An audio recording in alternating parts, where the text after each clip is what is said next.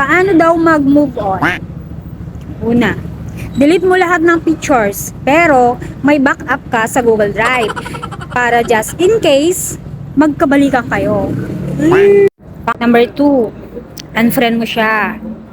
Pero stalk mo pa rin sa dami account. Research purposes lang. Number 3, magpaganda ka or magpapugi ka para pag nakita ka niya, siya naman ang may stress. O, diba? Number 4, iyak ka pero dapat may background music ka. Tinibag mo ang puso ko. Ouch! Sakit! Number 5, bisihan ang sarili. Maglaba ka kahit wala sa oras. 3 a.m. maglaba, laban. Number 6, huwag maghanap ng rebound.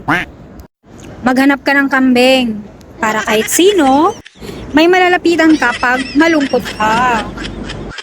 At ito ang pinakalas, number 7. Remember, hindi siya yung pinakalas mo, kundi siya yung latest mistake mo.